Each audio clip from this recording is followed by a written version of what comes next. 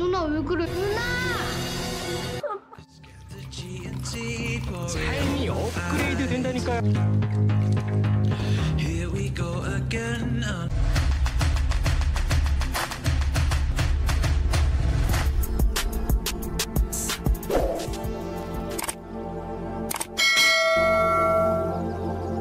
Selamat datang di Ayit Home. Film menceritakan seorang mantan atlet tenis wanita bernama Dongju yang menyesali kehidupannya karena terpilih menjadi seseorang dengan kemampuan mampu melihat arwah orang yang baru meninggal.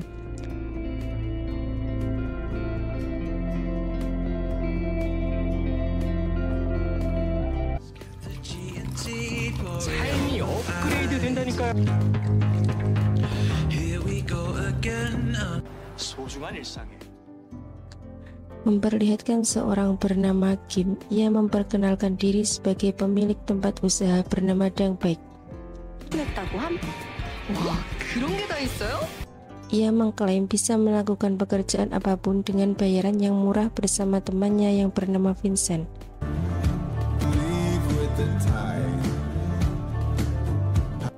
Kim lalu mempromosikan pekerjaannya di sebuah supermarket yang ia menarik perhatian ibu-ibu karena ia membagikan mie dan kantong sampah secara gratis.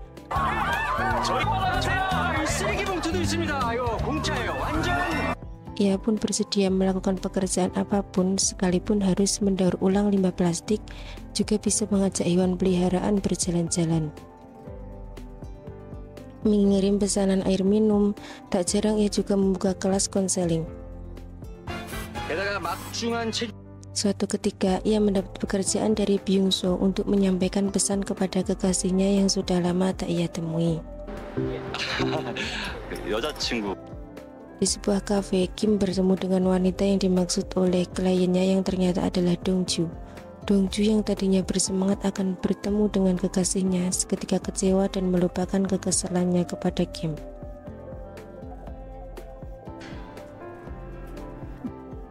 Karena pesan tersebut berisi kata untuk mengakhiri hubungan percintaannya, saat itu juga Dongju lalu menyewa Kim untuk meneruskan pesan tendangan kepada kekasihnya. Sambil menahan rasa sakit, Kim menolak tegas dari Dongju karena bisnisnya tak menggunakan kekerasan. Akibat tendangan itu, kaki Kim bengkak yang membuatnya tak bisa bekerja selama beberapa hari.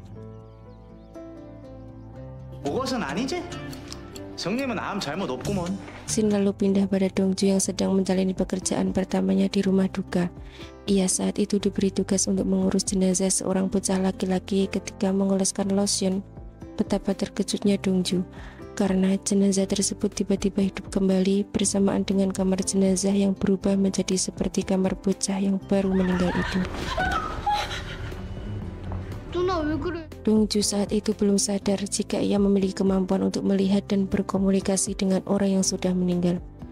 Dongju yang ketakutan buru-buru berlari dari rumah duka dan pulang ke rumah menemui ayahnya. 아빠 이 소리 안 들려? Sang ayah bahkan harus membawa Dongju ke kuil untuk memenangkan diri karena Dongju menganggap dirinya mendapat teror dari gangguan makhluk halus. Ayahnya bahkan melarang Dongju untuk mendatangi rumah duka lagi. Saat di perpustakaan, Dongju masih saja mendengar suara arwah anak kecil itu yang selalu memanggil-manggil. 누나 왜 나 두고 갔어? Setiap kali Dongju ingin melupakannya dan menjalani hidupnya dengan normal, Dongju justru selalu tertimpa kesialan. Ia yang merasa selalu bernasib buruk pun berkonsultasi dengan seorang pastor untuk menemukan solusinya. Dari pembicaraan itu, pastor menyebut jika Dongju ingin hidup tenang, ia harus kembali ke rumah duka karena akan banyak jenazah lain yang menunggunya untuk meminta bantuan. Karena mereka butuh bantuan Dongju untuk menyampaikan pesan terakhir sebelum sepeninggalannya. 아무래도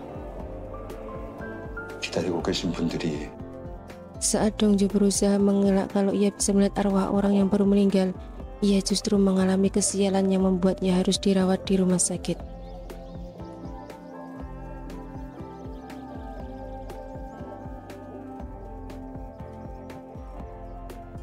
왜 절까요? 왜 하필 왜 제가 찍힌 걸까요? 여기 세워드리면 되죠? Shin lalu pindah berada di dalam taksi setelah menurunkan penumpangnya.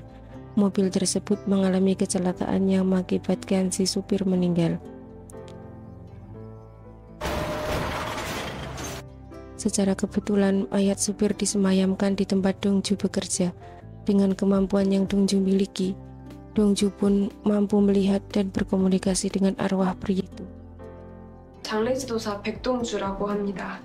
Arwah itu lalu menceritakan permintaan terakhirnya kepada Dongju agar menemukan putranya yang telah menghilang selama 20 tahun lebih.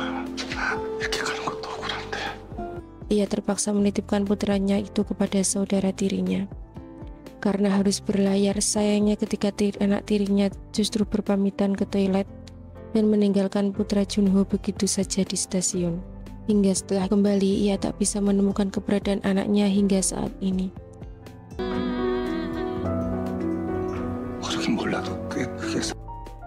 Anak Junho diketahui mempunyai bekas luka di bagian tangan karena tersiram air panas saat berusaha mengejar Junho pergi.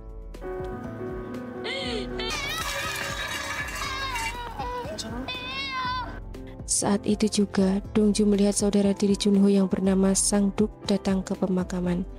Karena Sang-duk hanya menginginkan uang asuransi kematian Junho, Dongju merasa kasihan dan harus mencari anak Junho agar bisa datang ke pemakaman ayahnya. Keesokan harinya, betapa terkejutnya Dongju saat ia melihat seorang pria menangis terseduh-seduh di depan foto Junho. Dongju mengira jika pria itu adalah putra kandung almarhum Junho yang ia cari-cari. Ternyata istri Sang-duk menyewa jasa Kim untuk menghadiri ke rumah duka menemui jenazah Junho. Kim tanpa pikir panjang langsung menerima pekerjaan dari istri Sang-duk karena istri Sang-duk akan membayar 1 juta won.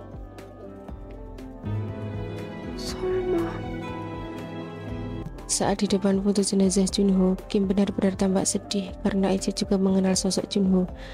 Kim bahkan sempat menelpon Vincent tentang kabar duka tersebut. Dongju memperlakukan Kim dengan baik mengira Kim benar putra Junho, padahal Kim hanya bekerja sesuai pesanan yang diterimanya. Kim yang menganggap pekerjaannya telah selesai berpamitan kepada Dongju, namun Dongju menghalangnya karena menganggap Kim terlalu tega sebagai seorang anak. Meninggalkan upacara pemakaman ayahnya yang baru akan dimulai. Saat Kim ingin menunjukkan bukti pemesanan yang masuk di aplikasinya, ternyata handphonenya Kim mati kehabisan baterai.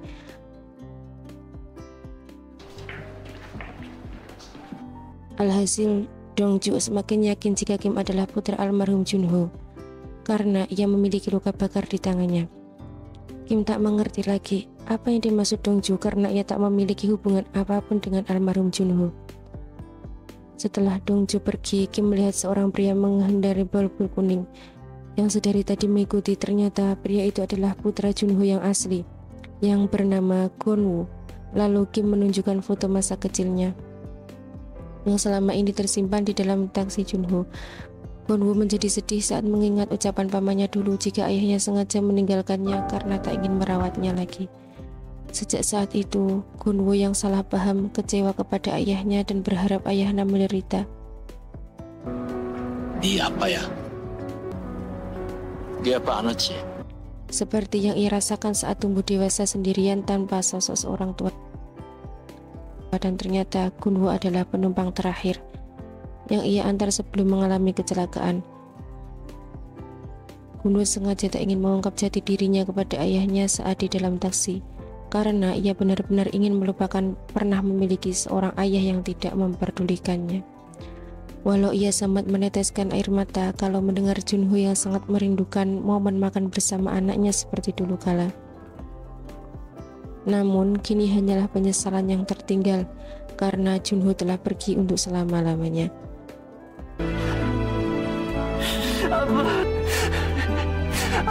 Gonwoo menyatukan foto kebersamaan dengan ayahnya sebelum perpisahan 20 tahun silam. 8 tahun lalu di sebuah kedai Kim tak sengaja bertemu dengan Junho. Junho dengan ikhlas membayar makanan Kim saat ia tak bisa membayar karena lupa tak membawa dompet. Itu alasannya membuat Kim menangis saat di rumah duka karena ia teringat kebaikan Junho di masa lalu. Scene pindah di masa sekarang di mana tuan baik ayah Dongju sedang menyiapkan bekal untuk Dongju. karena hari ini ulang tahun Dongju yang ke-25. Tuan Baik teringat kematian istrinya sesaat setelah melahirkan Dongju. Sedangkan Dongju tak begitu mempedulikan jika hari ini usianya bertambah. 아, 무슨 힘들게 도시락 싸고 그래. 아유 참. Dongju lalu membawa bekal masakan ayahnya berangkat kerja. Saat perjalanan, Dongju bertabrakan dengan Kim yang membuat bekalnya tumpah di jalan.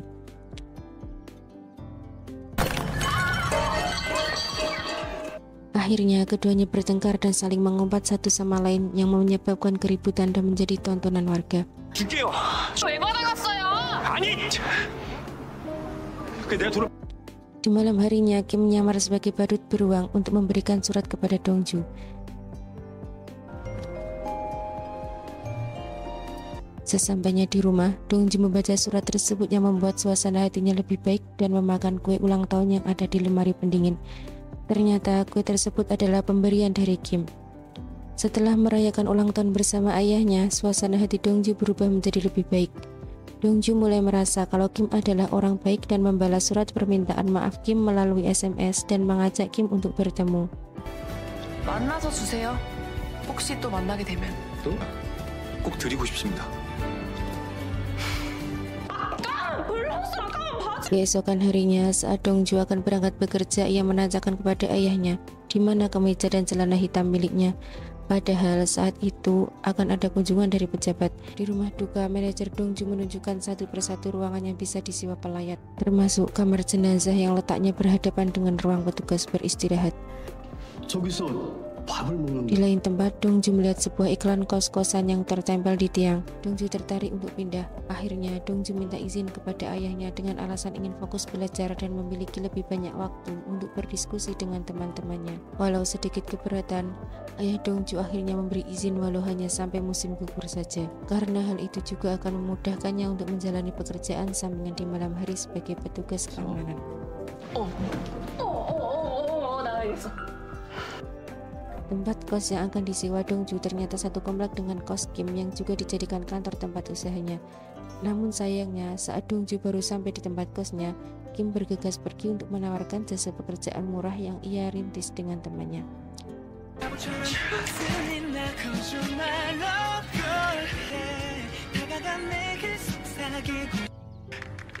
저요 저 봉포. Hanya Vincent dan seorang polisi yang menyapa dan membantu Dongju menaikkan barang-barangnya ke dalam kamar kos. Karena kecantikan dan sikap Dongju yang ramah membuat polisi tersebut jatuh cinta. Kim penasaran seperti apakah tetangga barunya. Sampai saat ini, keduanya belum bisa bertemu karena berbagai kondisi yang selalu menghalangi. Beberapa waktu berlalu, Dongju mendapat tugas mengurus jenazah seorang ibu yang sedang hamil tua bernama Nyonya Gang. Nyonya Gang meninggal karena dihabisi perampok yang masuk ke dalam rumahnya. Sang suami sampai depresi karena terus menyalahkan dirinya akibat meninggalkan sang istri sendirian di rumah. Karena untuk membeli buah, Dongju tak kuasa menahan air mata saat ia melihat dan berkomunikasi dengan arwah Nyonya Gang. 죽었다고요? Tampak Nyonya Gang belum bisa menerima kematiannya. Terlebih, bayi yang seharusnya 2 hari lagi lahir juga ikut meninggal dunia. 우리 땡삼이는 어떻게? 한 번만 더 해주시면 안 돼요? 저 Nyonya Gang meminta bantuan Dongju untuk menelpon suaminya karena untuk terakhir kalinya ia ingin mendengar suara suaminya tersebut. 마지막으로 제발요. Saat itu, Kim juga mendapat pesanan untuk mengantar makanan kepada suami Nyonya Gang sebagai bentuk keprihatinan dari warga sekitar. Kim juga diminta tolong mengantar makanan Dongju yang berada di rumah duka. 우리 애기만 좀 살려주세요. 제가 뭐든 다 할게. 도 못하고 앉지도 못한다고 투정 부린 거. Saat Kim akan membuka pintu kamar, tiba-tiba suasana kamar kembali seperti semula. Dongju pun melewatkan kalimat terakhir yang akan Nyonya Gang sampaikan. Nyonya Gang takut kalau suaminya juga akan mengakhiri hidupnya. 나 따라 죽으려고 할 거예요. Karena tak ingin terjadi salah paham, Dongju menjelaskan kepada Kim jika ia memang bisa melihat dan berkomunikasi dengan arwah. 또라이네. Kim yang tak percaya hal itu lalu meninggalkan Dongju karena ketakutan dan menganggap Dongju gila. 그 오해할 만한데 그런 거 진짜 아니에요. 저기요. 아니, Dongju lalu pulang ke kosnya disapa oleh Vincent yang kemudian memperkenalkan Dongju kepada keponakan Vincent 조카요? 예. 조카가 좀 크. yang ternyata adalah Kim. Dongju pun pura-pura berkenalan dengan Kim walau agak canggung karena kejadian di rumah duka. 내 손이 끔찍한 걸. 악수 한번 하자. 응? 야. emma, 왜? Ia lalu bergegas ke kamar sambil mengomel. Bahkan Dongju memilih untuk pindah kos karena tak ingin bertetangga dengan Kim. Saat makan malam di kedai, Dongju tak sengaja bertemu dengan Kim. 저기요. 봐요. Kim yang masih kesal tentu saja mengabaikan Dongju. Dongju kembali menjelaskan jika ia tergila-gila. Namun, memang benar ia diberi kemampuan untuk melihat dan berkomunikasi dengan arwah. Dongju justru balik menyalahkan Kim karena kedatangan Kim. Dongju jadi gagal untuk mendengar pesan terakhir yang ingin disampaikan Nyonya Gang. 들었다고. 제일 중요한 걸 상주님 찾을 수 있었다고. 열었어도 내가 그 다음 말을 들을 수 있었다고. 그러면 Dongju menyimpulkan justru Kim yang selalu mengikutinya. Dongju lalu memutuskan untuk tinggal sementara di klub tenis meja milik temannya. 쫓겨났다고 집주인한테. 왜 갑자기? Melihat Dongju yang begitu gelisah, bahkan sulit tidur, teman-temannya memberi saran jika kebaikan Dongju. Sebaiknya Dongju berkata jujur kepada sang ayah tentang pekerjaan saat ini. Dongju pun menelpon ayahnya yang saat itu juga tengah dinas malam di tempat bekerja. Keduanya pun saling berbohong tentang keadaan masing-masing. 네. 우리 동네 특공대님 흉흉해서. 잘 잠갔지? 아빠는? Hari kedua, suami Nyonya Gang menghilang. Padahal sudah ratusan polisi menyisiri setiap sungai yang ada di kota tersebut. Kim sempat mendapat pesan tentang ditemukannya seorang mayat di bawah jembatan. Beruntungnya saat akan memastikannya, ternyata mayat tersebut bukanlah suami Nyonya Gang. Kim merasa bersalah mengingat ucapan Dongju sebelumnya. Namun saat ia mencari informasi kepada Hai-an, Kim juga belum mendapatkan perkembangan berita. Kepada Hai-an ia berdalih hanya merasa prihatin karena bertetangga. Berpindah ke rumah duka, manajer menelpon Dongju jika upacara pemakaman tidak bisa ditunda lagi karena sudah lewat dari tanggal yang ditentukan. Namun Dongju masih kekeh jika suami Nyonya Gang bisa datang untuk menutup peti istrinya. Di perjalanan, Kim terkejut mendengar suara radio yang berkisah tentang perjalanan hidup Nyonya Gang dan suaminya yang ternyata sama-sama dibuang oleh orang tuanya dan ditinggalkan di bawah jembatan saat masih kecil. 아, 이거 뭉클해서 혼났네. 저도 저희 아들들이 저를 처음 Ternyata sebelum kejadian perampokan terjadi, Nyonya Gang menulis kisahnya yang akan ia kirim ke radio sebagai hadiah kelahiran anaknya yang beberapa hari lagi. Ia bercerita mulai dari keduanya bertemu, saat beranjak remaja dan berjanji saling menjaga satu sama lain. Betapa keduanya sangat menantikan kelahiran anaknya. 뭐요? 남편은 한 번도 불러보지 못한 Karena mereka kini akan menjadi sebuah keluarga yang utuh. Dari kisah itulah Kim mengetahui bahwa kemungkinan besar suami Nyonya Gang berada di jembatan Icheon, tempat di mana Nyonya Gang dan suaminya berciuman untuk pertama kali. Dugaan Kim ternyata benar. Di jembatan Icheon terlihat suami Nyonya Gang berjalan tertatih-tatih di sisi jembatan hendak mengakhiri hidup. 제가 큰맘 먹고 시계 하나를 Di waktu yang tepat, Kim berusaha menghalangi suami Nyonya Gang sembari berkata, jika Nyonya Gang sudah mengirim pesan terakhir untuknya. Pesan tersebut berisi, jika Nyonya Gang diberi kesempatan untuk regenerasi, ia akan tetap mencintai suaminya dan membalas semua kebaikannya selama ini.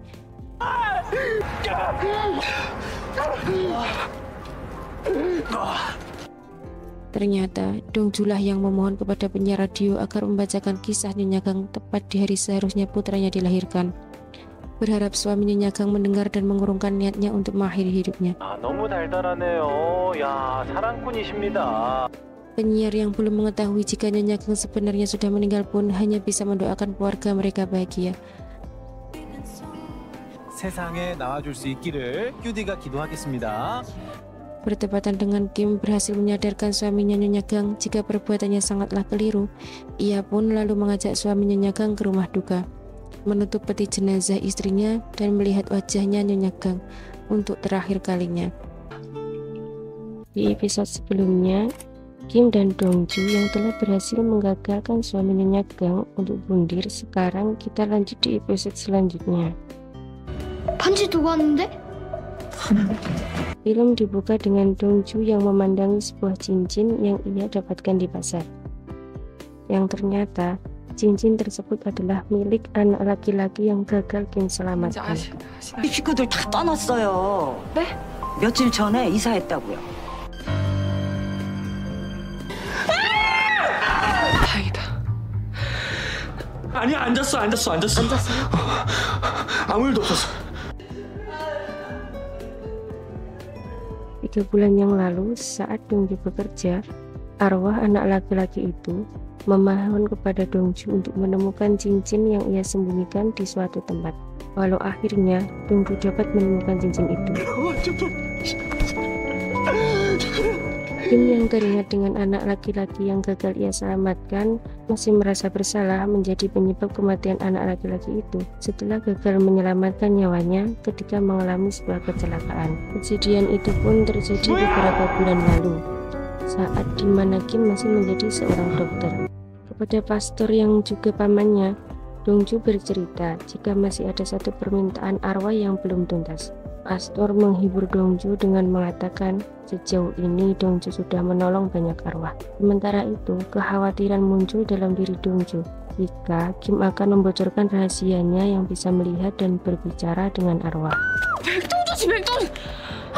Tak diduga, saat akan pulang, Dongju bertemu dengan Kim yang kembali mengungkit tentang kemampuannya saat Dongju di rumah duka. Merasa tak nyaman karena selalu diikuti oleh Kim, Dongju berniat untuk mengundurkan diri sebagai petugas pemakaman.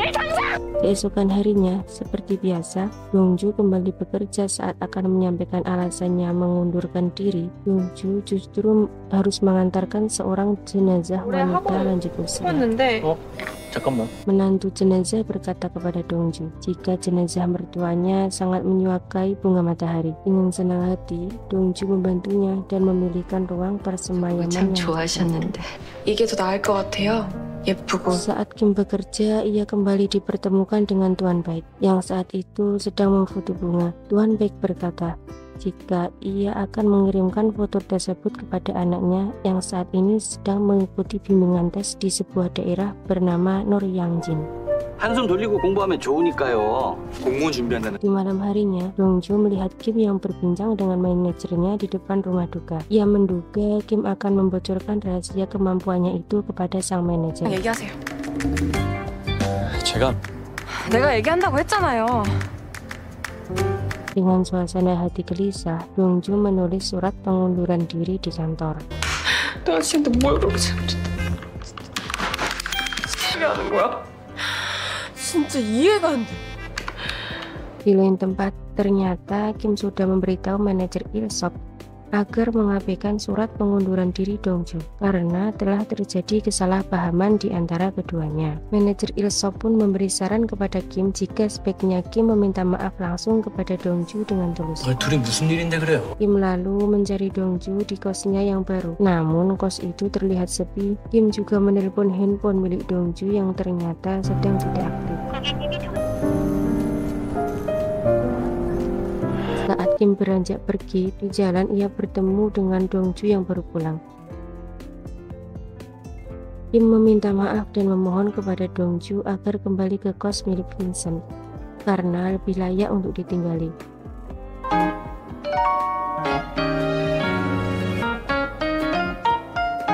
Hubungan keduanya semakin akrab saat Dongju menyadari kalau Kim begitu memperdulikannya. Setibanya di depan kos Vincent, Kim lalu memberinya makanan hangat. 인천대교도 갔었고요. Dongju yang sudah mulai merasa nyaman dengan Kim tersenyum-senyum sendiri di dalam kamarnya.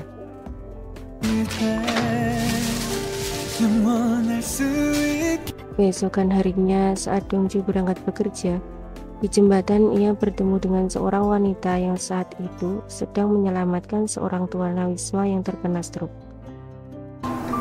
좀 일어나봐요. 아저씨, 일어나. Dongju kagum dengan wanita itu yang memiliki jiwa sosial tinggi. 아무것도 안 했는데요. 119에 빨리 전화해줬잖아. Tibanya Dongju di rumah duka, Dongju yang mengira kalau keluarga jenazah sangat baik karena memberikannya makanan dan hadiah sebagai ucapan terima kasih. Namun ternyata wanita itu justru menganggap Dongju sebagai seorang yang kotor. 잡으래. 지지라니까. Hal tersebut Kim ketahui langsung ketika ia sedang mengantar makan siang. 너 절대 전단수 Menyadari betapa hancur hati Dongju, Kim pun mengajak Dongju keluar dari ruangan itu. Kim yang berniat untuk menghiburnya, namun Dongju justru ingin sendiri karena baru kali ini Dongju mendapat stigma yang buruk dari kliennya. 이거는요? 그것도 괜찮고요. Setelah upacara pemakaman selesai, Dongju masih kesal karena mendapat penghinaan dari keluarga kliennya. Kim yang menunggu Dongju di depan rumah duka karena ingin mengantarnya pulang sekaligus mentraktirnya makan. Kim juga menyemangati Dongju sembari menyebut jika pekerjaannya saat ini sangatlah luar biasa. 부럽고 사과만 남편. Keduanya pun tak hanya makan tapi juga menenggak alkohol hingga Dongju tak sanggup untuk berjalan pulang.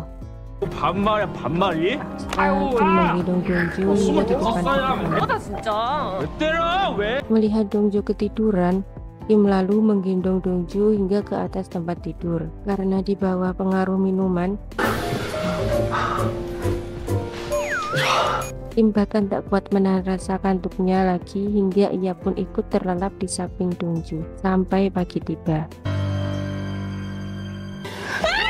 Dongju yang kaget menyadari Kim ada di sampingnya pun berteriak, lalu menanyakan apakah semalam keduanya melakukan hal yang di luar batas. Kim menjamin jika semalam tak terjadi hal apapun. 여기 어디예요?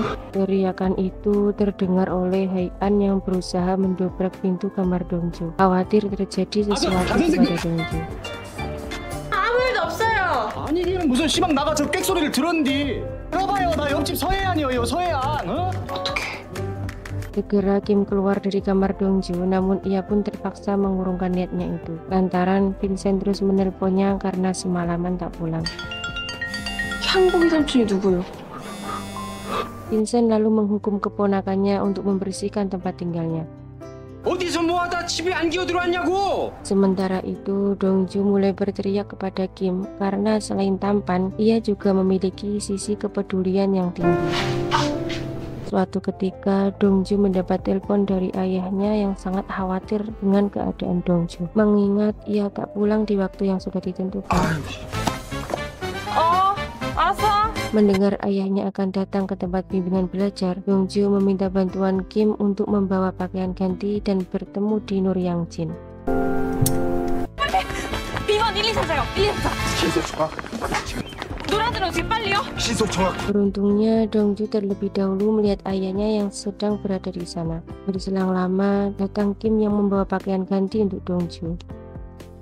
Ia tak ingin ayahnya melihat dirinya berpakaian serba hitam. Di toilet, Won Baek mempergoki keduanya bersama dan mengira kalau mereka sedang memiliki hubungan. Kim pun berdalih jika mereka sedang mengikuti bimbingan belajar yang sama. 안녕하셨어요? 아빠. 자식이 하도 안 나와서 화장실 가려고 좀. Mereka pun lanjut mengobrol di rumah makan. Kim sangat canggung karena ia harus menutupi profesi Dongju sebagai petugas pemakaman. Namun, Kim juga harus menutupi pekerjaan sampingan ayah Dongju sebagai penjaga keamanan. 전화해봐야겠다. 웬 관리소장? 응? Berkat Kim, Tuan Baek tak menaruh kecurigaan apapun kepada Dongju. Ia lalu berpamitan pergi dan berpesan agar Dongju menjaga diri baik-baik. Dongju lega karena rahasianya masih tersimpan rapat. 오늘. 아버지, 가세요 이제. 알았어 갈게 가. 얼른 가, 아빠. 알았어. 또 봅시다. Saat keduanya pulang, di dalam bis Kim bertanya mengenai alasan Dongju memilih pekerjaan sebagai petugas pemakaman. Kim sendiri mengaku jika sebelumnya ia pernah bekerja sebagai anggota militer. Tampaknya Kim ingin menyembunyikan pekerjaannya sebagai dokter di depan Dongju. Sementara itu, di lain tempat, Vincent dan Haian sedang merencanakan perayaan karena Dongju sudah kembali ke kos mereka. Vincent ingin mengadakan acara nonton bersama agar mereka semakin akrab. Kembali kepada Dongju dan Kim yang sedang berteduh di tengah derasnya hujan. Saat itu hujan mengingatkan Dongju sewaktu ia masih kecil. Ia yang sudah ditinggal ibunya sejak lahir terpaksa hidup mandiri dan tidak bergantung kepada siapapun. 어떻게 해야 되나 해서요. Walau sempat bersedih karena ia satu-satunya siswa yang tidak dijemput oleh orang tuanya, namun Dongju sangat beruntung karena ada seorang nenek dari sahabatnya yang sangat menyayangi Dongju dan membawakan payung untuknya. 소라야! 할머니! Tak ingin berlarut pada kesedihan, Dongju lalu mengajak Kim untuk menerjang derasnya hujan. Keesokan harinya, Dongju minta bantuan Kim untuk mengantarnya ke rumah sahabatnya yang bernama Sora. Ia menangis sesenggukan di dalam mobil karena nenek Sora yang ia ceritakan semalam sudah COD yang tengah melahirkan. Saat mengantar Dongju ke rumah duka, tak sengaja ada seorang teman Kim yang melihatnya dari kejauhan. Wanita itu ternyata adalah mantan kekasih Kim. Entah karena masalah apa, hubungan keduanya yang akan berlanjut ke pernikahan terpaksa kandas di tengah jalan. Tampak saat itu Kim begitu terpukul dengan kesalahan yang dilakukan mantan kekasihnya itu. 왜 그래야 되는데? 내가 기다릴게. Kembali kepada Dongju yang terpuruk karena kematian nenek Sora yang sudah dianggap sebagai neneknya sendiri. Walau hatinya juga sedih, namun Dongju sadar ia juga harus menghibur dan menguatkan perasaan Sora yang ditinggal neneknya. Sora bahkan tak bisa memenuhi permintaan terakhir neneknya untuk memotong kuku.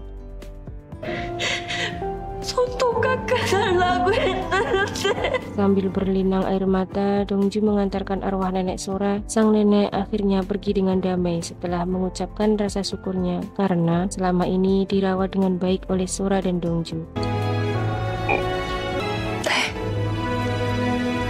Walaupun bukan cucu kandungnya, Dongju merasa beruntung karena nenek Sora tak henti-hentinya menunjukkan kasih sayangnya sebagai pengganti sang ibu. Nenek Sora memohon kepada Dongju untuk menyampaikan pesan terakhirnya kepada Sora dan berharap ia segera menemukan pendamping hidup. 얼른 좋은 짝들 만나. Setelah upacara pemakaman, Sora memeluk hadiah dari neneknya berupa selimut yang dibuatnya sendiri dengan penuh cinta.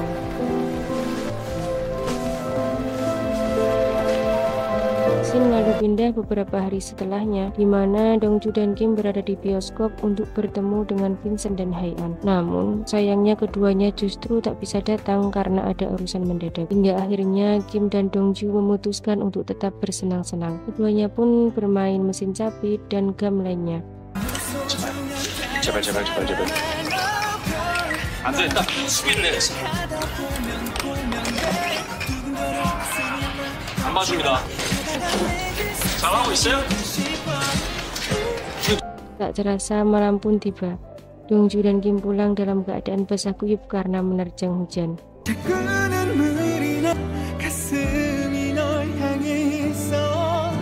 Kedua-duanya berbincang lebih dekat. Kim dikejutkan dengan kedatangan seorang wanita yang ternyata adalah mantan kekasihnya. Wanita itu juga sempat mengenali Dongju karena sebelumnya pernah bertemu ketika menolong tunawisma.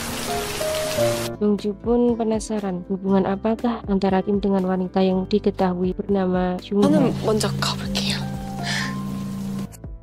Jungha yang sepertinya masih mengharapkan Kim untuk kembali dan melupakan semua hal menyakitkan yang membuatnya berpisah.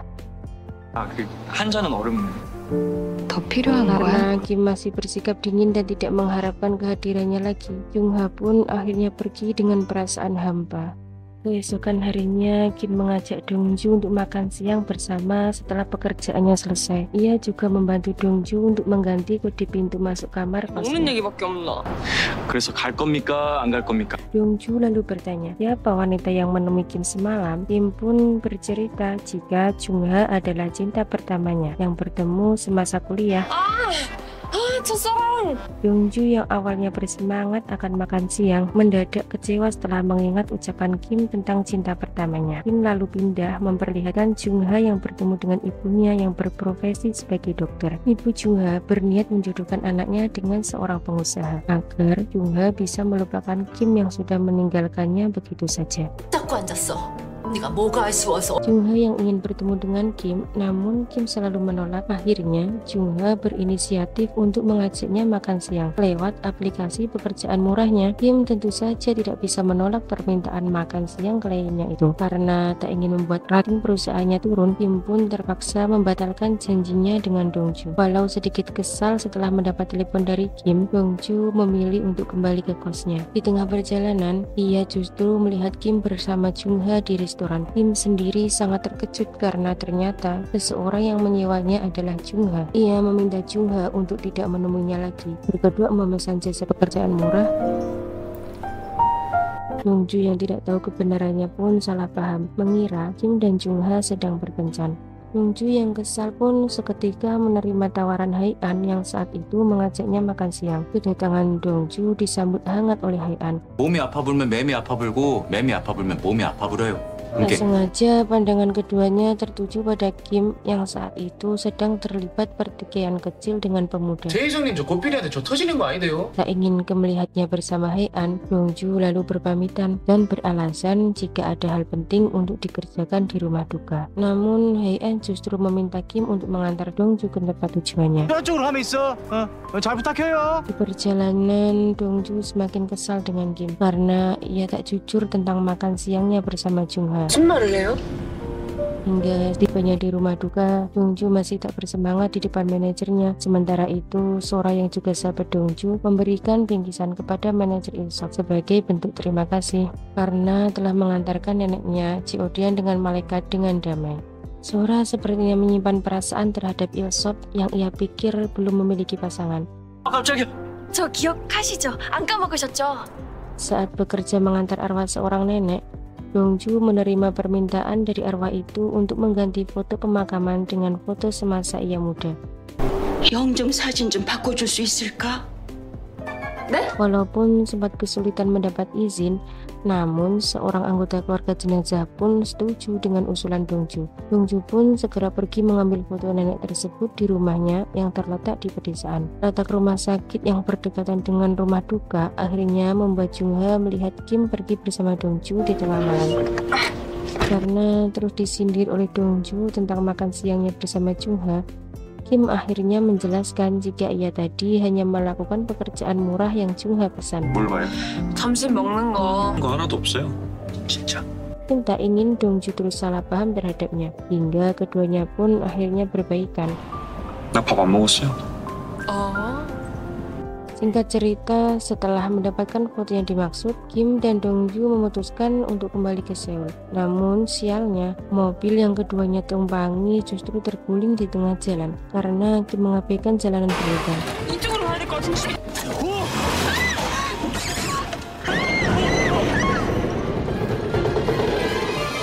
Karena sudah malam, Kim dan Dongju gagal mendapatkan bantuan untuk membawanya kembali ke kota. Dongju yang kakinya terkilir pun digendong oleh Kim. 뻥? 무슨 뻥을 칩니까? 내가 나이가 몇인데 지금. 걱정하지 마요. 응? 먹고라도 갈 거니까. Keduanya pun terpaksa kembali dan menginap di rumah sang nenek itu. Saat itulah Kim mengatakan jika sebenarnya ia pernah bekerja sebagai dokter saat membantu membalut kaki Dongju yang terkilir. Walau sedikit canggung karena harus tidur di satu kamar yang sama, namun akhirnya keduanya terlelap hingga keesokan harinya. 얼른 자요. 좀 자야 내일 운전. 여기세요?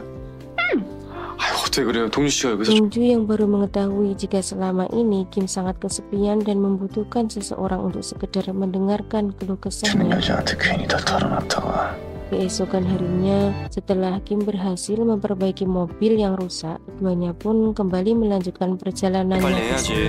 백봉주한테 한 소리 안 들리면. 아니 언제 일어나가지고 차까지 고쳤대? Sementara Jungha yang penasaran, Kim semalam bersama Dongju mencari informasi dari Vincent. 내가 가야 됐었는데 자기가 굳이 가겠다고 해서. 잘 지내?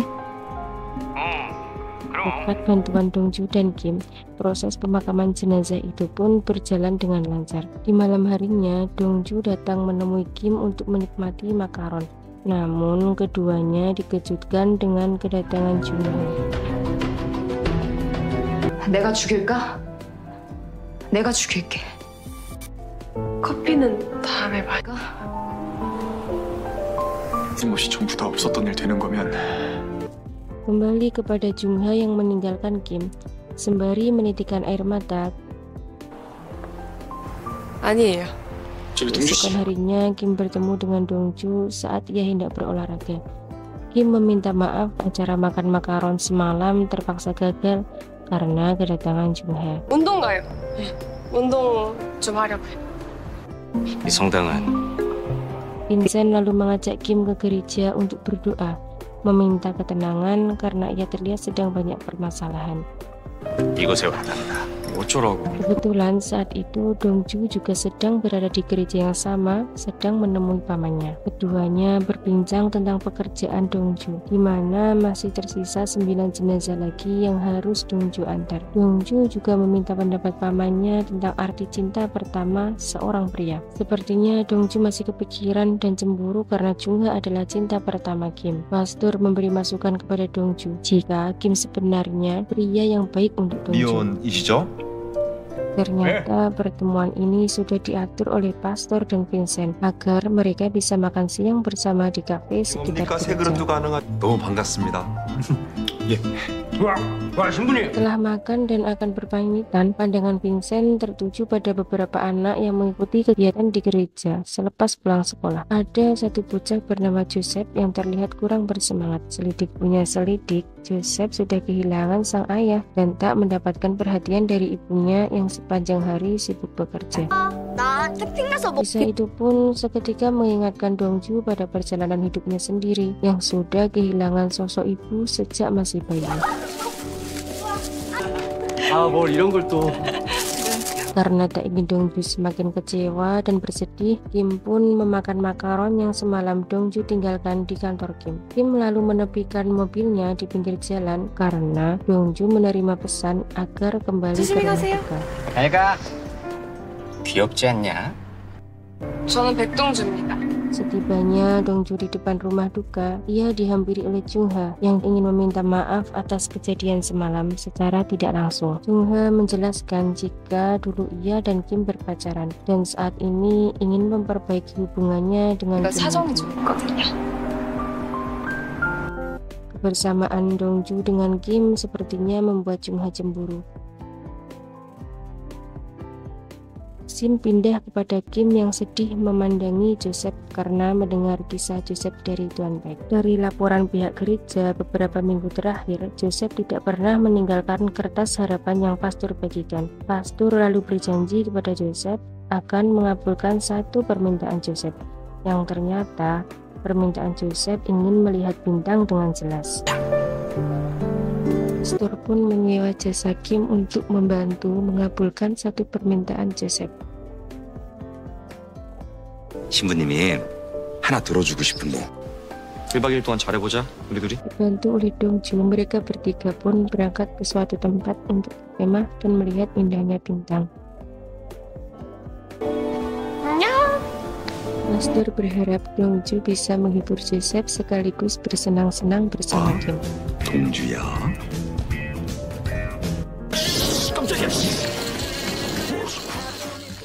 Pembakan mereka saat mendirikan tenda pun membuat beberapa wisatawan mengira mereka adalah sepasang kekasih. 보기만 좋아요. 랑 데이트하는데. 아이고, 그런 거 아니에요. Boy. 별? Saat di malam harinya, Joseph akhirnya bisa melihat indahnya bintang dengan jelas. 그치?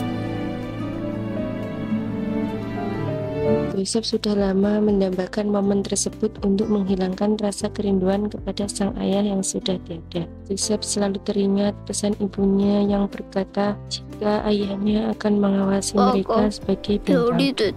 Dongju takjub melihat cara Kim memperlakukan anak kecil, bahkan bisa memahami kebiasaan mereka. 누나랑 잘 있는 저기에 요셉이 아빠랑 우리 엄마도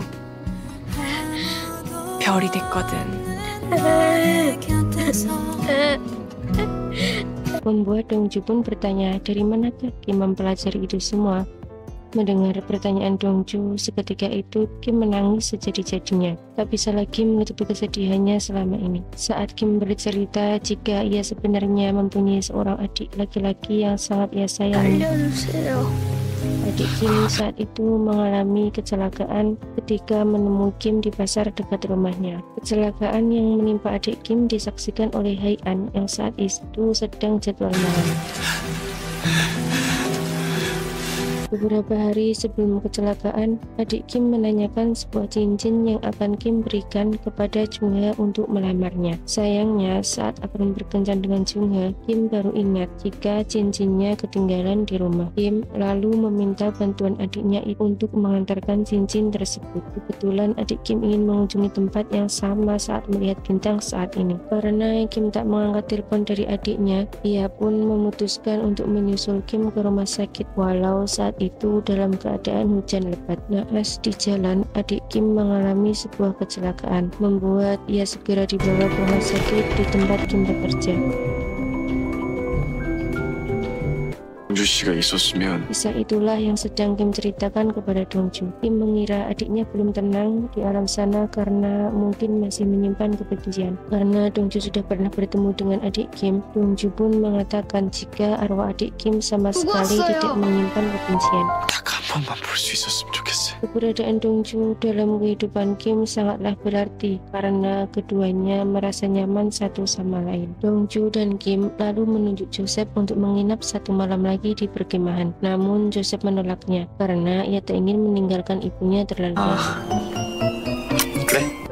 Akhirnya mereka pun berkemas untuk kembali ke kota. Diam-diam Kim memfoto Dongju yang saat itu terlihat sangat cantik. Sesampainya di kota, pastor menyambut kepulangan mereka di depan gereja. Pastor lega karena Joseph sudah terlihat gembira lagi, juga dengan Dongju dan Kim yang tampak bahagia. Sembari tersipu malu karena Joseph berkata jika Kim dan Dongju sebenarnya ingin menginap satu malam lagi. 누나가 한밤 더 자고 오자고 그랬는데. Vincent bahkan tak menyangka dalam waktu semalam Kim mampu mengesampingkan kesedihannya, seolah duka kehilangan sang adik telah sirna. Vincent mengira hanya Dongju lah yang bisa menghibur Kim. Siang pun berganti malam. Di kamarnya, Dongju mengecek setiap pesan yang masuk ke handphonenya, berharap ada pesan dari Kim. Perasaannya kembali bahagia ketika Kim mengirim pesan sekedar mengucapkan selamat malam. 잘 자요. Namun di depan Haian, Kim menyembunyikan kedekatannya dengan Dongju karena ia tahu Haian menyukai Dongju. Karena itu Kim menjaga perasaan temannya. Mendengar ucapan Haian, Kim baru menyadari apakah dirinya dan Dongju sudah mulai jatuh cinta. 사랑이 묘약이라 하더만요. 나 우리 동주 씨 사랑하는 것 같아요. Keesokan harinya, Dongju menunggu saat yang tepat untuk menemui Kim. Di depan kantornya, Kim menawarkan tumpangan ke rumah duka. 데려다 드릴게요. 너무 돌아가는 거 아니야? 돌아. Saat bekerja mengatur lalu lintas, Kim bertemu dengan ibu Jungha. Wanita itu menyindir Kim sebagai pemuda yang tak tahu diuntung karena meninggalkan putrinya juga pekerjaannya. 맞지? 태희. Kehidupan Kim saat ini dianggap sangat menyedihkan. Ia juga merekam aktivitas Kim dan menunjukkannya kepada putrinya. Selama ini Jungha memang kurang akur dengan ibunya karena sang ibu yang suka berganti-ganti pasangan. Di hari itu Jungha memutuskan untuk meninggalkan rumah karena tak ingin terus berdebat dengan ibunya. Satu-satunya tempat yang terpikir oleh Jungha di malam itu adalah kantor Kim. 야 뭐야? 뚝 싸가지 너 왜 그렇게 하는지. Sementara Dongju yang pulang bekerja memantau apakah Kim berada di kantornya. Ternyata Kim juga sedang menunggu Dongju pulang dan untuk mengajaknya makan bersama. Kencan keduanya kembali gagal karena Jungha datang dan memohon untuk tinggal di kos milik 안 Vincent. 된다고 하지 마. 우리 엄마 만났다며.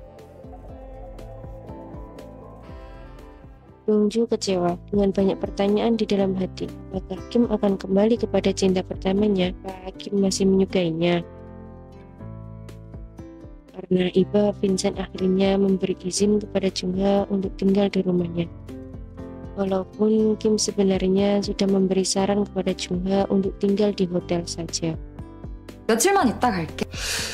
그래, 마기. Jungha masih belum bisa menerima keputusan Kim setelah mengakhiri hubungan yang sudah terjalin selama 10 tahun. 하나도 안 까먹었어. 어떻게 끝이 나? 우리 10년이나 만났어. Jungha teringat saat peristiwa beberapa bulan lalu. Ia yang saat itu sedang bertugas di IGD mendapat 2 pasien yang mengalami kecelakaan. Hal itulah yang sepertinya membuat Kim tak bisa memaafkan Jungha. Karena saat itu Jungha tak membantunya untuk memberikan pertolongan pada adiknya Kim. Jungha baru menyadari jika pasien yang menjadi korban kecelakaan itu adalah adik Kim.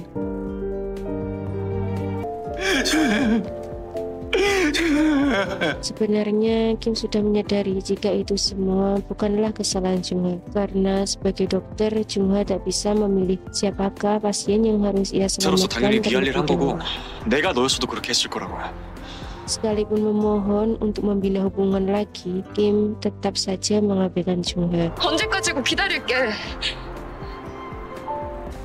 내가 기다릴게. 너 괜찮아질 때. Di malam itu, Jungha tak bisa tidur. Ia memandangi handphonenya dan menangisi kenangannya bersama Kim. Ia menduga Kim menyukai Dongju, sehingga tak bersedia menerima cintanya lagi. Keesokan harinya, Jungha memberikan tumpangan kepada Dongju untuk bekerja. Ternyata, Jungha ingin menunjukkan kepada Dongju jika nanti malam, ia dan Kim sudah memiliki janji untuk makan malam. Mengetahui hal itu, Dongju tentu saja tak enak hati. 26일 김태희님으로 2분 예약 주신 거 맞으시죠? 네. Sepanjang hari perasaan Dongju tak karuan. Ia mulai ragu apakah sudah saatnya mundur atau tetap memperjuangkan cintanya kepada Kim. Tapi sejauh ini Dongju tahu kalau Kim ingin melupakan Jungha. Hari ini Dongju mendapat tugas mengantar jenazah seorang gadis. Seperti biasa, Dongju menanyakan apakah keinginan terakhir yang belum sempat terwujud. Ternyata gadis itu ingin Dongju menyampaikan surat cinta kepada seorang teman sekelas yang ia sukai. Surat itu pun sampai saat ini masih tersimpan di dalam loker sekolah. Berkat bantuan Dongju, gadis itu pun bisa pergi dengan damai. Walau sudah terlambat, namun setidaknya perasaan itu sudah 전해줄 수 diungkapkan. 있을지 모르겠지만 갑작스러운 편지에 놀라지 않으셨나 모르겠어요. Kisah percintaan itu pun menginspirasi Dongju untuk melakukan hal yang sama. Sepulang bekerja, Dongju mengutarakan isi hatinya. 이렇게 수많은 핑계를 만들었어요. 않겠지. 다른 사람을 좋아할 거야. 좋아해요. Jika selama ini ia menyukai Kim, namun tak memiliki cukup keberanian untuk mengatakannya. Dongju pun bertanya, apakah Kim masih ingin menemui Jungha yang saat ini sedang menunggunya? Mengira cintanya akan terbalas, namun Dongju harus kecewa lantaran Kim menolaknya. Kim terlihat terburu-buru untuk pergi ke suatu tempat. Perasaan kecewa dan malu bercampur dalam diri Dongju, hingga ia tak bisa menahan tangis di jalanan.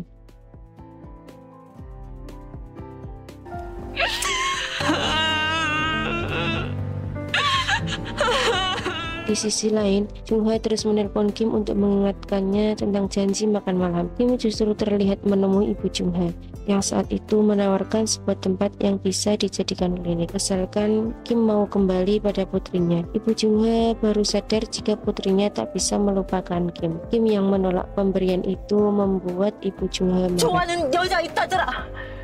태희를 왜 만나? 걔가 네가 거 필요 없대. Scene pindah pada Dongju yang frustasi karena baru saja ditolak oleh Kim. Mengajak temannya untuk minum soju. Ia yang saat itu pulang dalam keadaan mabuk bertemu dengan Hae-an yang mengantarnya pulang. 나 왜 이렇게 아장아장 걷는데요? 사람 불어넣게. 에? Esokan harinya saat berpapasan dengan Kim, Dongju berharap agar Kim melupakan ucapannya semalam. Karena ia pun sudah tak berharap banyak lagi pada Kim. 미안해요. 되불면 서해안이 마음 받아주실란가요? 엄마 같아서 참 좋네요. 동주 씨가 나의 만병통치약인 거 아시죠? 머리 아파본 거 동주 씨 보면. Setelah ditolak Kim dan melampiaskan dengan minum soju sampai mabuk, Dongju curhat kepada pamannya di gereja. Pastor menyayangkan patah hati yang dialami Dongju karena ia sebelumnya mengira Kim juga sangat menyukainya. 태희 형제한테?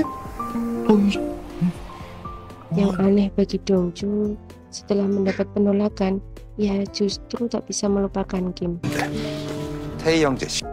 Di lain tempat, Kim masih bekerja mengatur lalu lintas. Ia saat itu bertemu dengan mantan pacar Dongju yang bernama Byung-soo. 그래서인가? 가끔 밤에 Di samping Kim, Byung-soo berujar jika ia sangat terbantu dengan jasa yang Kim lakukan karena setelah putus dengan Dongju, hidupnya sekarang jadi lebih tenang. Lama ini ia bosan mendengar rengekan Dongju yang menurutnya terlalu berlebihan. 기억하죠? Kim pindah di rumah duka yang memperlihatkan manajer Ilsop yang sedang memberi pengarahan pada karyawannya. Karena telah mendapat rating yang bagus dari pelanggannya, namun masih ada rumah duka lain yang meraih rating tertinggi dalam penyajian makanan. Mereka pun berencana memata-matai rumah duka tersebut. Di sini Dongju terpilih mengemban misi untuk memata-matai. Manajer juga menyewa Kim untuk membantu Dongju melakukan pengintaian. 백동주 씨 보내면 어떨까요? 네? Kim dengan berat hati menolak pekerjaan itu dikarenakan hubungannya dengan Dongju yang agak canggung. Akhirnya pekerjaan tersebut diambil oleh Vincent. 불러주세요. Bersama Vincent, Dongju akhirnya tiba di rumah duka yang dia maksud. Dengan wajah yang meyakinkan, Vincent berakting kalau ia sedang mencari tempat untuk akhir hidupnya. 제 인생의 피날레를 Vincent harus selektif memilih agar proses pemakaman kelak dipegang oleh orang yang tepat. Pada manajer di sana, Vincent ingin memastikan apakah lokasi dan segala sesuatu yang dibutuhkan sesuai dengan keinginan. Manajer yang tak menaruh kecurigaan apapun memberikan makanan yang biasa disajikan di rumah duka tersebut. 원래 양념이 세게 들어가니까 굳이 Di lain tempat, Tuan Baik mendatangi kantor Kim. Ia menitipkan makanan untuk diberikan kepada Dongju karena mengira Kim satu bimbingan belajar dengan putrinya. 이거 우리 동주 좀 갖다 줄 수 있을까요? Tuan Baik bahkan memasakkan kimchi untuk Kim karena ia yakin Kim pria yang baik yang bisa menjaga Dongju. Apalagi Kim tempo hari juga membantunya merahasiakan pekerjaannya sebagai security. 마른 반찬 몇 가지인데 입맛에 딱 맞을 거예요. Saat tiba di kantornya, Vincent dan Dongju kedatangan gadis yang meminta bantuan jasa Kim untuk mencari keluarga pengganti di upacara pernikahannya nanti. Gadis yang bernama Damin itu Dongju kenali karena sebelumnya pernah menggunakan jasa pemakaman di rumah duka. Karena di kantor Kim tak memiliki karyawan perempuan, Dongju dengan sukarela bersedia membantu Vincent. 같이 가는 건데. 아무튼 오늘 진짜 고생 많았어. 수고했습니다. 올라가. Kim lalu menemui Dongju untuk mengantarkan barang titipan ayah Dongju. Ia pun tak banyak bicara karena Kim yakin bahwa Dongju pasti masih kesal. 밤늦게 미안해요. Saat menikmati kimchi buatan Tuan Baik, Vincent berujar jika di hari Minggu nanti ada pekerjaan untuk Kim sebagai tamu pernikahan bersama Dongju. 동주랑 같이 가는 거야. Vincent pun marah karena lagi-lagi Kim menolak pekerjaan itu. 삼촌이 한 불 사줄까? Kim lalu pergi tapi belum memberikan jawaban apapun. 동주 씨 아버님 다녀가셨어? 우리 것도 챙겨주셨네. Sementara itu, Dongju membuka paket dari ayahnya yang berisi banyak makanan dan keperluan sehari-hari. Saat dia telepon Tuan Baik, berujar bahwa Kim adalah pemuda yang baik. Selain ramah, ia juga peduli kepada orang yang lebih tua. 데려다 주겠다고 어찌나 성하든지. 왜 되불면 서해안이 마음. Kim pindah pada Haian yang akhirnya memberanikan diri untuk mengungkapkan rasa sukanya kepada Dongju.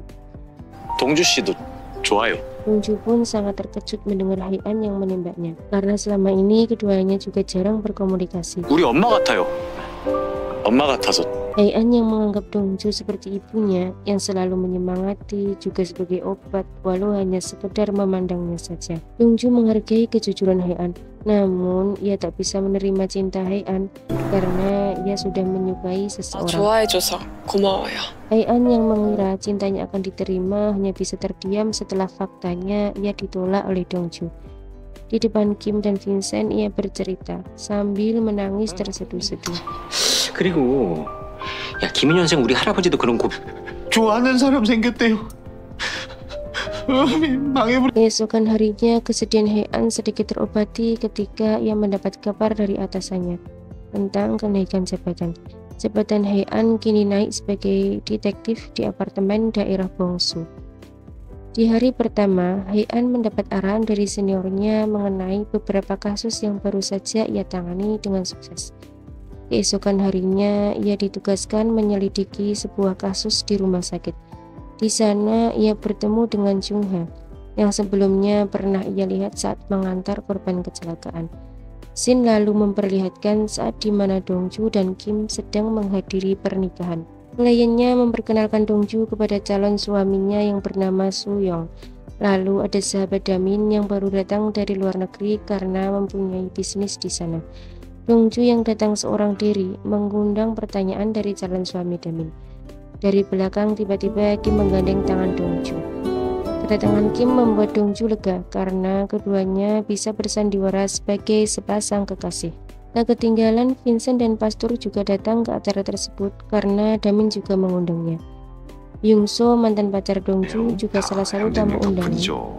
Byung-so yang melihat Dongju dan Kim bergandengan tangan layaknya sepasang kekasih membuatnya sangat cemburu karena masih tak percaya apa yang ia lihat. 아니에요. 딱 맞게 왔어요. Akhirnya Byung-so menguping pembicaraan Dongju dengan mempelai wanita. Dari situlah Byung-so mengetahui jika Dongju sedang bersandiwara bersama pacar sewaan.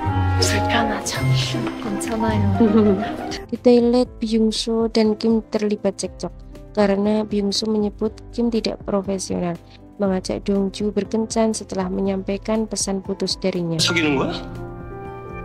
대신 이별 통보해놓고 사귀는 거야? Namun yang membuat Kim tak bisa menahan emosi adalah ketika Byung-so merendahkan profesi Dongju sebagai petugas pemakaman. Rahasia pekerjaan sewa murah Kim dan Dongju pun akhirnya terbongkar karena adanya keributan antara Kim dan Byung-so. Beruntungnya keributan itu tak sampai menggagalkan acara pernikahan. Dongju pun meminta maaf karena keributan yang dibuat Kim sehingga merusak nama baik Damin. Dongju lalu mengobati luka di wajah Kim. Dongju merasa bersalah karena semua itu perbuatan mantan pacarnya. Namun justru Kim yang meminta maaf karena menyakiti perasaan Dongju demi jasa pekerjaan yang ia jalani. Kim akhirnya mengungkapkan perasaannya kepada Dongju. Jika selama ini ia berpura-pura tidak menyukai Dongju, padahal sebenarnya Kim sangat ingin menggenggam tangan Dongju dalam hari-harinya. Malam itu pun akan menjadi malam yang bahagia buat Dongju saat Kim mendaratkan kecupan di bibir Dongju. Akhirnya mereka pun menjadi sepasang kekasih yang sesungguhnya.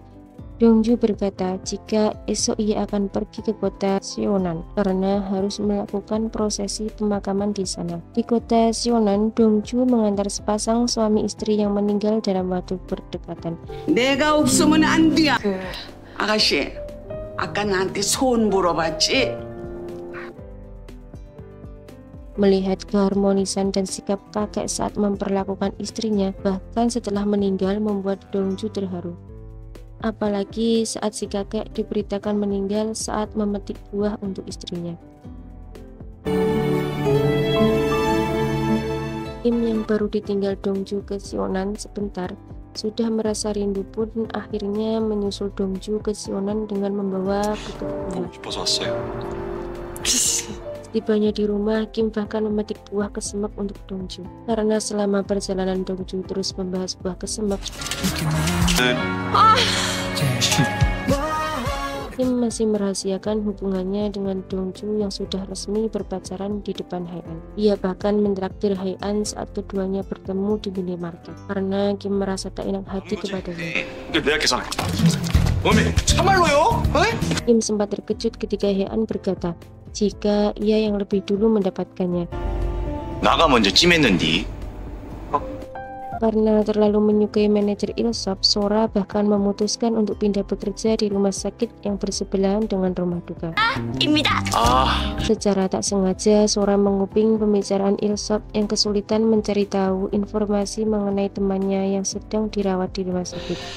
네, 소아심장외과 병동이죠. Sora lalu menawarkan diri memberikan informasi tersebut dengan akses yang ia miliki sebagai perawat. 보호자분 성함이 김현주라고 있다. Beralih pada Vincent yang merencanakan acara makan malam mengundang Dongju, Kim, dan Pastur. 잘 먹겠습니다. 이야, 이 중국 음식은 원래 때갈인데요. 그죠? Setelah acara itu, Dongju dan Kim melanjutkan kencan ke kafe. Tak sengaja, Ibu Jungha di dalam mobil dalam perjalanan melihat kemesraan Kim dan Dongju di depan kafe.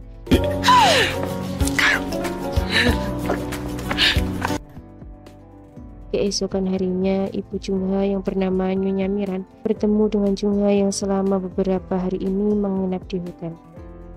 Nyonya Miran sangat khawatir dengan keadaan Jungha yang bersedih setelah putus dengan Kim. Di sisi lain, Kim sekarang lagi kasmaran dengan Dongju. Jungha yang sudah muak dengan perlakuan ibunya dan sempat berucap tak ingin bertemu lagi. 죽을 때까지 보지 말자 우리. Jungha saat itu benar-benar muak dengan ibunya. Bahkan ia meninggalkan ibunya begitu saja dan tak memperdulikannya.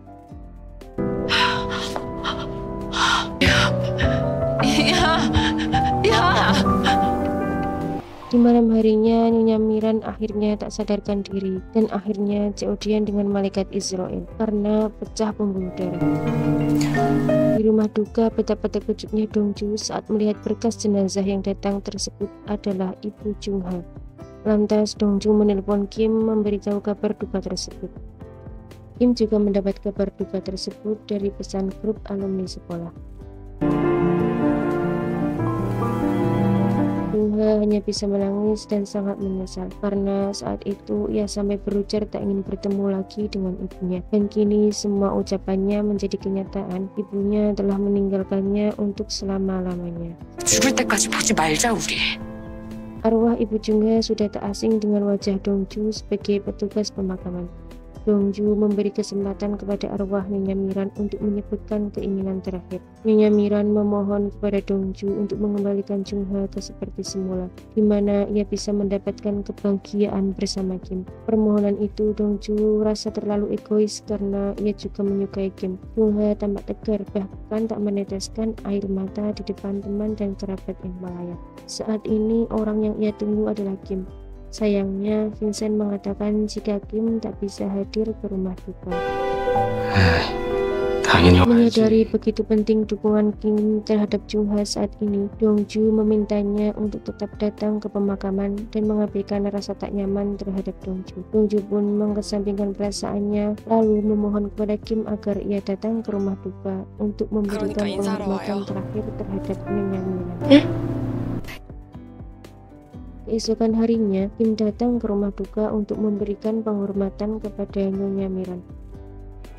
Seketika itu, tangis Jungha pun pecah saat Kim ada di sampingnya. Sadar kini keduanya tak memiliki hubungan apa-apa, Kim membatasi dirinya untuk tidak memeluk Jungha demi menjaga perasaan Dongju. Jungha berjanji di depan makam ibunya kalau ia akan segera bangkit dari kesedihan, agar ibunya bisa pergi dengan damai tanpa khawatir lagi mengenai masa depannya. Kim lalu loncat-loncat tentang kejadian kecelakaan yang menimpa adik Kim mulai ada titik terang, di mana pria yang mengemudi mobil pick-up menabrak adik Kim ternyata Kakak Hae-an yang saat itu mengemudi dalam keadaan mabuk. Kakak Hae-an yang bernama Soyoung itu hingga saat ini masih koma di ruang ICU di rumah sakit tempat Sora bekerja.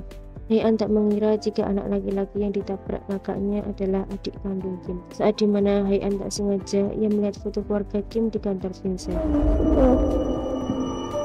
Hae-an juga baru mengetahui jika sebelumnya Kim adalah seorang dokter.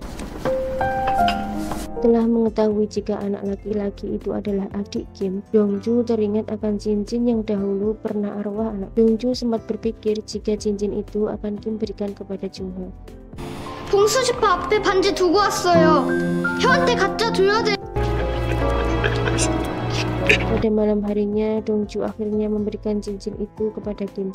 Dongju meminta maaf karena sewaktu ia bertemu dengan arwah anak laki-laki itu, Dongju ketakutan dan menghindarinya. Kim pun sangat terharu karena adiknya meninggalkan pesan terakhir untuknya mengenai cincin itu. 딱 한 번 내가 너무 무서워서 도망갔어요. Dongju juga bercerita jika di hari kecelakaan, adik Kim sempat melihat seorang polisi yang mengetahui tentang cincin yang ia bawa.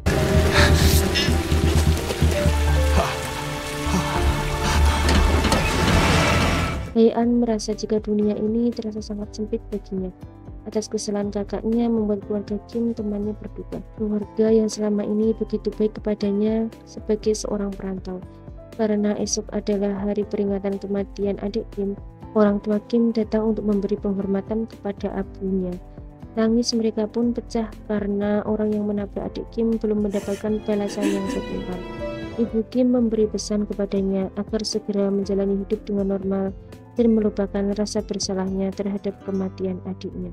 걱정하지 마, 응? Suatu kesempatan saat Dongju mengurus jenazah, ia menyadari jika kemampuannya melihat dan bicara dengan arwah tidak bisa digunakan. Pastor berasumsi jika jenazah yang mengakhiri hidup atau menghabisi orang lain tak layak untuk mendapat kesempatan menyampaikan pesan terakhirnya. Hae-an yang merupakan teman satu kos Kim menjenguk kakaknya yang belum sadarkan diri di rumah sakit. Diperlihatkan 2 tahun lalu saat sebelum kecelakaan, dirinya dan kakaknya sempat bertengkar. 네가 나한테 그러면 안 되지. Berpindah pada Kim yang melihat jaket di sebuah toko, ia tertarik membelinya sebagai hadiah untuk Hae-an. Saat menyerahkan hadiah tersebut, Kim sekaligus ingin memberitahu Hae-an tentang hubungannya dengan Dongju yang kini sudah berpacaran. Hae-an yang saat itu masih kepikiran dengan kasus adik Kim pun berkata, jika Kim tak perlu mengkhawatirkan perasaannya saat ini. Hae-an sempat ingin memberitahu Kim tentang siapa pelaku yang menabrak adiknya. Namun saat itu Hae-an masih takut untuk mengatakan. 나 동주 씨 좋아해. Saat akan pulang, teman Hae-an masih mengenali Kim. Keduanya pun berbincang membahas kasus adiknya, di mana detektif itulah yang menanganinya. Kim bertanya kepada detektif, adakah seorang polisi yang ada di TKP saat kecelakaan terjadi? Namun detektif mengatakan jika tak ada satupun saksi, karena ia mengetahui adanya kecelakaan saat berpatroli. 기억합니다. Ketika akan menjenguk pelaku yang menabrak adiknya, betapa terkejutnya Kim melihat Hae-an juga ada di sana sebagai penanggung jawab pasien tersebut. 이 형이 죽이네요. 어째요? Beberapa hari berlalu, Soyong kakak Hae-an dikabarkan meninggal dunia.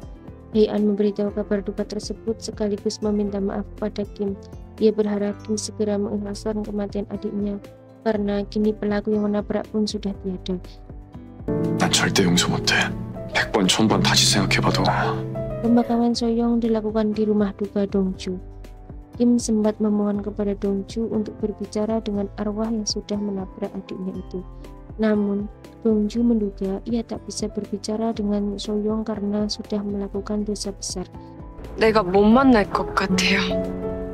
Tak disangka saat merawat jenazah Soyong, seketika ruangan berubah dan Dongju pun bisa berbicara dengan arwah tersebut. Walau tak percaya dengan apa yang ia alami, saat itu Dongju mengambil kesimpulan jika Soyong bukanlah pelaku penabrak Junho. Namun saat Dongju menanyakan lebih detail, anehnya Soyong mengaku jika dirinya lah yang menabrak adik Kim karena mengemudi dalam keadaan mabuk. Dongju memberikan kesempatan kepada Soyong untuk menceritakan kronologi kecelakaan, atau mungkin jika ada pesan yang harus disampaikan. Ia pun semakin penasaran karena sepertinya Soyong ingin menutupi kesalahan orang lain. 그렇게 쓸데없는 질문하지 말고. Saat menyimpan abu Soyong, Hae-an terkejut karena Dongju memberikan sebungkus rokok kesukaan kakaknya itu. Bagaimana mungkin Dongju tahu, sedangkan ia sendiri sebagai adik melupakan hal kecil semacam itu. 요것이 뭐대요? Dari keterangan mantan pacar Soyong, Dongju mendapatkan sebuah bukti foto jika di malam kejadian Soyong yang berada di kursi penumpang. Dongju pun berencana menyelidiki seorang diri dan belum berani menceritakan hal itu kepada Kim. 빈소에서 서영철 직장 동료를 만났어요. Keesokan harinya, Tuan Baek mempergoki Dongju dan Kim berada di dalam satu mobil. Ia pun terkejut karena selama ini Dongju berpamitan tinggal di Noryangbil, namun justru terlihat dekat dengan kantor Kim. Vincent berusaha menutupi pekerjaan Dongju sebagai petugas pemakaman setelah menyadari Dongju sepertinya sedang merahasiakan hal ini dari ayahnya. Ia pun memperkenalkan dirinya sebagai paman Kim, yang mana Kim sedang menjalin asmara dengan Dongju. 동주양과 저희 태희 군이 Dan Baek akhirnya berpamitan setelah mendengar penjelasan dari Vincent jika Dongju memang mampir ke kantornya di sela-sela bimbingan belajar. Dan Baek sedikit lega karena sebelumnya ia mengenal Kim sebagai pemuda yang bekerja keras dan sopan, sehingga tak ada salahnya untuk dijadikan menantu. 왜요? Akhirnya Dongju memberitahu Kim tentang foto yang Seong kirim di malam itu. Kim akhirnya mengkonfirmasi hal itu kepada kepolisian. Kim semakin yakin ada yang tak beres karena polisi bahkan belum melihat foto tersebut.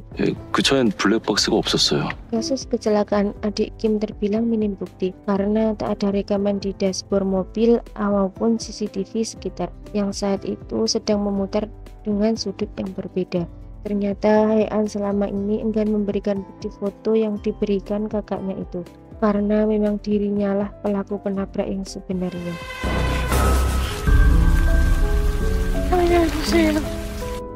Saat itu Hae-an panik karena Kim sudah menyadari jika Soyoung bukanlah pelakunya. Kim masih ingin menyelidiki siapakah yang seharusnya bertanggung jawab dan harus mendapatkan hukuman.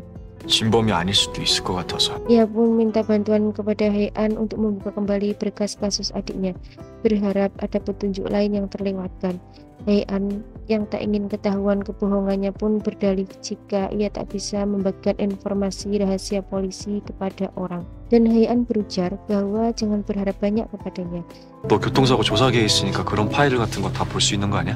Setelah 2 tahun berlalu, saat melewati jalanan TKP, Hae-an teringat jika sebenarnya ialah yang menabrak adik Kim karena terlibat pertengkarannya dengan Soyoung. 네가 나한테 그러면 안 되지. Di satu sisi, ia yang tak ingin gagal menjadi polisi sehingga nekat memindahkan tubuh kakaknya ke kursi kemudi. Saat itu adik Kim sempat tersadar dan meminta bantuan kepada Hae-an. Akan tetapi Hae-an tak langsung menelpon ambulans. Ia justru membersihkan jejak dan bekas sidik jarinya di TKP. Mobil pickup itu pun seketika meluncur dan menabrak tiang.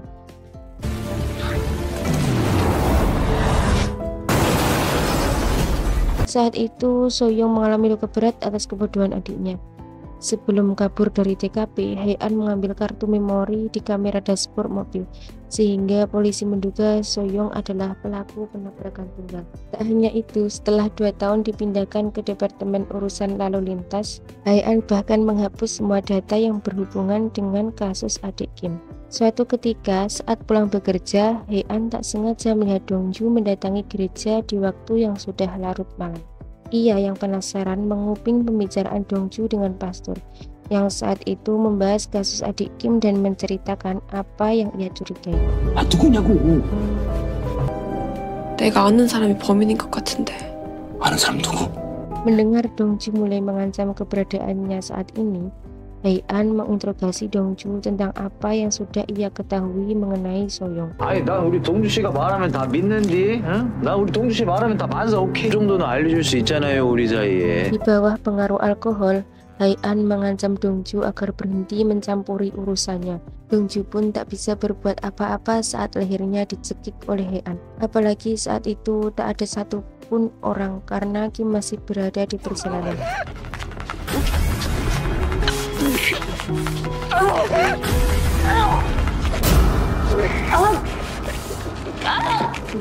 Perilaku kasar Hae-an yang terjadi tiba-tiba muncul.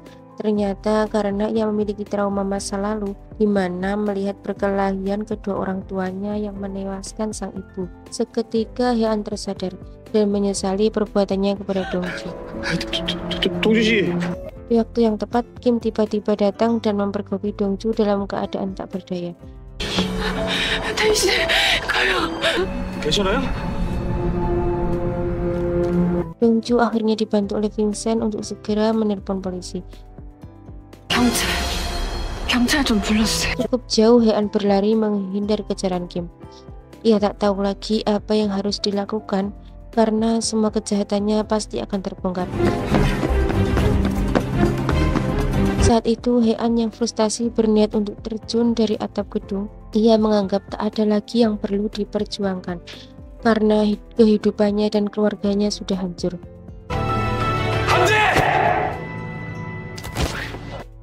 Namun aksi Hye-an bisa dihentikan oleh Kim. Ia tak sudi Hye-an mati dengan mudahnya tanpa membayar perbuatannya dan hidup dalam rasa bersalah seperti yang Kim rasakan selama ini. Singkat cerita, Hye-an kini mendekam di penjara karena menyakiti Dongju.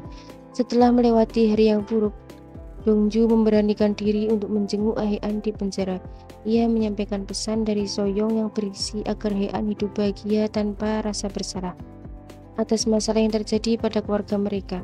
아버지 생각도 내 생각도 말고. Hye-an pun terharu karena hingga akhir hidupnya Soyoung bahkan ingin melindunginya agar Hye-an memiliki kehidupan normal.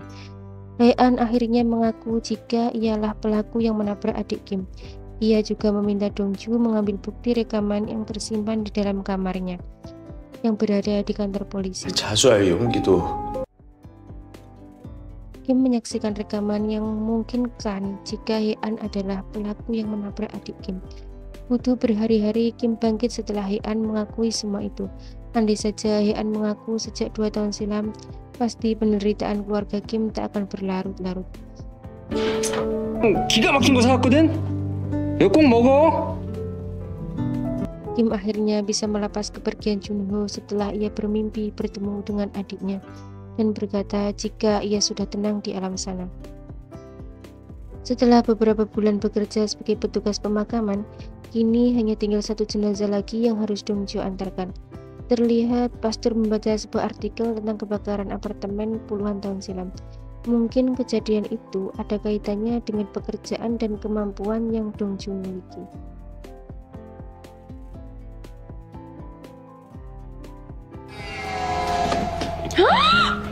Apa? Dan Baek mengundang Vincent dan Kim ke rumahnya untuk membantu membuat kimchi yang banyak. Ia berharap di malam itu Dongju akan jujur tentang hubungannya dengan Kim yang sudah mulai serius. 혹시 사익감으로 합격! Namun ternyata Tuan Baek justru tak bisa makan hingga selesai karena ia mendapat telepon dari temannya untuk menggantikan jadwal shift sebagai security. Kepada Dongju, Tuan Baek pun beralasan jika ia akan menjenguk sahabatnya yang mengalami kecelakaan. Saat Kim mengantar Tuan Baek bekerja, Tuan Baek mempercayakan Dongju kepada pria itu. Ayah Dongju yakin jika Kim bisa membahagiakan Dongju yang sejak kecil tak mendapat perhatian dari seorang ibu. Keesokan harinya, Dongju mendapati ayahnya sedang terburu-buru berjalan ke sebuah apartemen. Karena Dongju penasaran, Dongju pun mengikuti kemana ayahnya pergi. Ia pun terkejut mendapati ayahnya selama ini bekerja sebagai security demi penghasilan tambahan. Ayahnya pun meminta maaf karena menyembunyikan pekerjaan ini dari Dongju. Satu-satunya orang yang langsung Dongju cari adalah pastor. Ia ingin bertanya apakah selama ini pastor mengetahui tentang pekerjaan sampingan ayahnya. Dongju merasa tak berguna karena membiarkan ayahnya bekerja, sementara ia berbohong tentang bimbingan belajar. 내가 너무 바보 같아서. Dongju sepertinya sudah lelah bekerja sebagai petugas pemakaman. Ia ingin pulang ke rumah merawat ayahnya yang sudah semakin tua. Akhirnya ia pun mengajukan surat pengunduran diri kepada manajer Ilsop. Dongju akan fokus mewujudkan impian ayahnya sebagai pegawai negeri. 그만했으면 좋겠어. Di hari itu juga Dongju menelpon ayahnya memberitahu jika ia sudah memutuskan untuk pulang. Dengan syarat ayahnya harus berhenti bekerja sebagai security. 아빠 말이 맞는 것 같아. Saat Dongju akan berpamitan dengan Kim, Dongju tak sengaja memecahkan gelas. Tak lama berselang, Dongju mendapat kabar jika ayahnya mengalami kecelakaan kerja setelah berkorban demi menyelamatkan wanita hamil.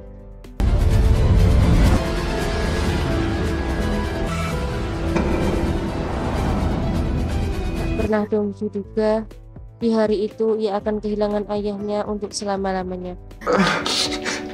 동주야. Kematian Tuan Baek bahkan dianggap sebagai pahlawan karena secara tidak langsung Ia juga menyelamatkan nyawa 3 bayi kembar yang baru saja dilahirkan oleh wanita itu. 의로운 경비원의 사연이 세간에 퍼지며 Banyak pelayat berdatangan untuk memberikan penghormatan terakhir karena semasa hidup Tuan Baek dikenal sebagai orang yang baik. Ucapan bela sungkawa pun berdatangan dari berbagai media. 떨어진 대형 화분을 Tangis Dongju pun pecah di pelukan pastor yang juga pamannya itu.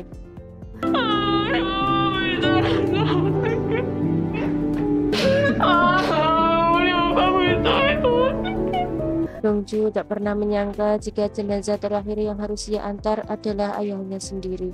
Terlalu banyak hal yang harus Dongju ucapkan di sisa waktu bersama ayahnya.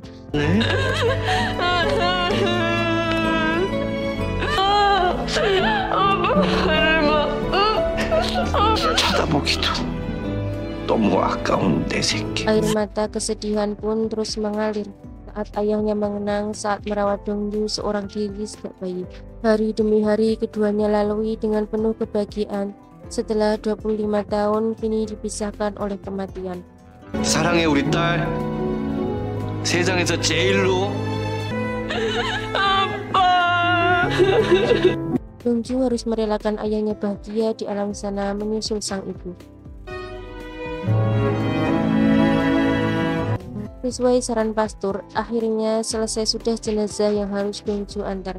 Sebenarnya alasan apakah yang mengharuskan Dongju melakukan itu semua? Dulu saat Dongju lahir terjadi kebakaran di sebuah apartemen. Korban saling bahu-membahu menolong satu sama lain hingga akhirnya kebakaran tersebut tak menimbulkan korban jiwa.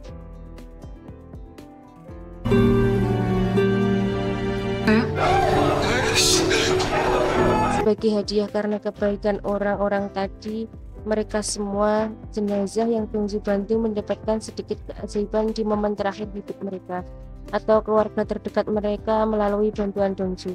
Entah karena kebetulan atau tidak, Kim bahkan sudah pernah bertemu dengan ayah Dongju saat mereka di rumah sakit setelah kebakaran terjadi.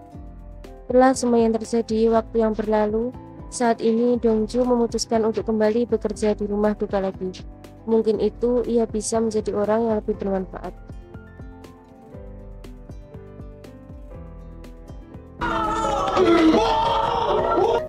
Film pun ditutup dengan menghilangnya kemampuan Dongju untuk melihat dan berbicara dengan arwah. Karena sekarang ada seorang temannya, Dongju, yang diberi kemampuan itu. Sementara Kim sekarang kembali menjalani profesinya sebagai dokter. Kim bertugas di rumah sakit yang letaknya berdekatan dengan rumah duka. 삼층목표에서 추락한 35세 남성 현재 이송 중입니다.